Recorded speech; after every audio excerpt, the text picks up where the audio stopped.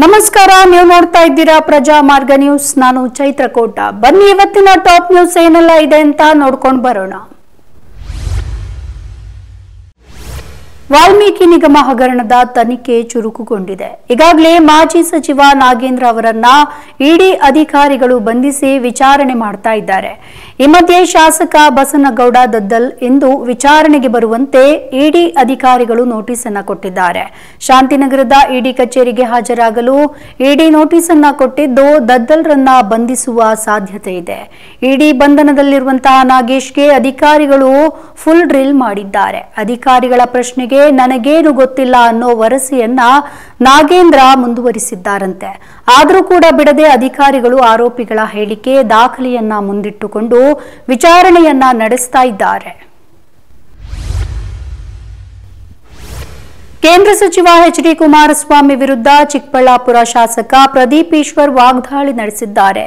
ಇಂದು ಸುದ್ದಿಗಾರರ ಜೊತೆ ಮಾತನಾಡಿದ ಪ್ರದೀಪ್ ಈಶ್ವರ್ ಎಚ್ಡಿಕೆಯನ್ನ ಟಾರ್ಗೆಟ್ ಮಾಡಿ ಕಿಡಿಕಾರಿದ್ದಾರೆ.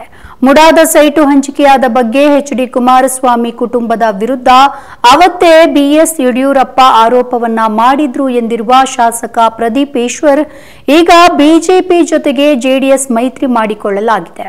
ಆದರೆ 2011ರಲ್ಲಿ ಯಡಿಯೂರಪ್ಪ ಅವರು ಪರಿಷತ್ನಲ್ಲಿ ಎಚ್ಡಿಕೆ ಕುಟುಂಬದ ವಿರುದ್ಧ ಮಾತನಾಡಿದ್ದರು ಎಂದು ಕಿಡಿಕಾರಿದ್ದಾರೆ. ನಮ್ಮ ಸರ್ಕಾರದ ಮೇಲೆ ಬಂದಿರುವ ಹಗರಣಗಳ ವಿಚಾರದಲ್ಲಿ ಬಿಜೆಪಿ ಜೆಡಿಎಸ್ ನಾಯಕರೇ ಗಾಳಿಯಲ್ಲಿ ಗುಂಡು ಹಿಟ್ ಅಂಡ್ ರನ್ಗೆ ಮಾಡಬೇಡಿ. ಹೆದರುವ ಜಾಯಮಾನ ನನ್ನದಲ್ಲ. ಎಲ್ಲಾ ಪ್ರಶ್ನೆಗೂ ಉತ್ತರವನ್ನ ಕೊಡುವೆ ಎಂದು ಮುಖ್ಯಮಂತ್ರಿ ಸಿದ್ದರಾಮಯ್ಯ ಹೇಳಿದ್ದಾರೆ. ನಿನ್ನೆ ಆರಂಭವಾದಂತಹ ವಿಧಾನಸಭಾ ಅಧಿವೇಶನದಲ್ಲಿ ಬಿಜೆಪಿ ಜೆಡಿಎಸ್ ನಾಯಕರು ಚರ್ಚೆಯನ್ನ ಮಾಡದೆ ಪ್ರತಿಭಟನೆಗೆ ಮುಂದಾಗಿದ್ದಕ್ಕೆ ಸಿಎಂ ಸಿದ್ದರಾಮಯ್ಯ ಗರಂ ಆದ್ರು.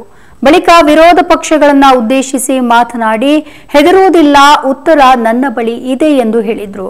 ಈ ಬಗ್ಗೆ ಟ್ವೀಟ್ ಮಾಡಿರುವಂತಹ ಸಿಎಂ ಸಿದ್ದರಾಮಯ್ಯ ವಿರೋಧ ಪಕ್ಷಗಳ ಆರೋಪಗಳು ಎಷ್ಟು ಸತ್ಯ ಎಷ್ಟು ಸುಳ್ಳು ಎನ್ನುವುದನ್ನ ನಾನು ಈ ಸದನದಲ್ಲೇ ಬಯಲು ಮಾಡ್ತೇನೆ.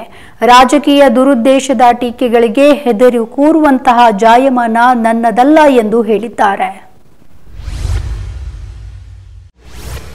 ಬೇಬಿಪೆಟ್ಟ ಆಸ್ತಿ ಮೈಸೂರು ಅರಮನೆಗೆ ಸೇರಿದ್ದು. ನಮ್ಮ ಅನುಮತಿಯನ್ನ ಪಡೆಯದೆ ಟ್ರಯಲ್ ಪ್ಲಾಸ್ಟ್ ನಡೆಸಬೇಡಿ ಎಂದು ಅಣೆಕಟ್ಟು ಸುರಕ್ಷತಾ ಸಮಿತಿಗೆ ರಾಜಮಾತೆ ಪ್ರಮೋದಾದೇವಿ ಪತ್ರ ಬರೆದಿದ್ದಾರೆ.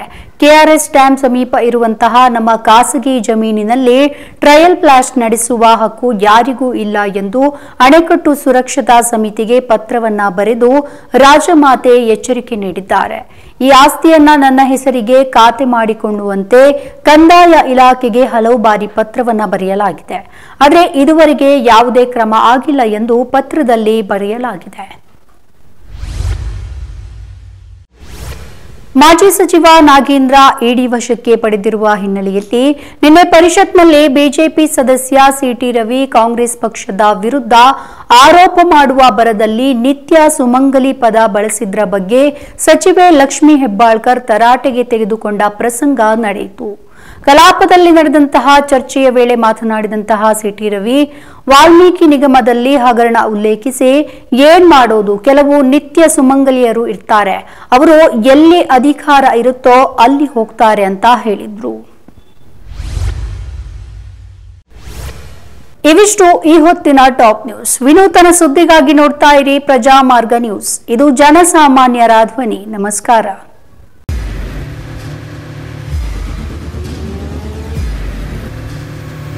ಪ್ರಜಾಮಾರ್ಗ ನ್ಯೂಸ್, ಇದು ಜನಸಾಮಾನ್ಯರ ಧ್ವನಿ. ನಮಸ್ಕಾರ. ನೀವು ನೋಡ್ತಾ ಇದ್ದೀರಾ ಪ್ರಜಾಮಾರ್ಗ ನ್ಯೂಸ್. ರಾಷ್ಟ್ರದ ರಾಜ್ಯದ ರಾಜಕೀಯದ ಬಗ್ಗೆ ಹೆಚ್ಚಿನ ಸಿನಿಮಾ ಅಪ್ಡೇಟ್ಗಳಿಗಾಗಿ ಫಸ್ಟ್ ಲೈಕ್ ಮಾಡಿ, ಸಬ್ಸ್ಕ್ರೈಬ್ ಆಗಿ, ಹಾಗೆ ಫಾಲೋ ಕೂಡ ಮಾಡಬೇಕು.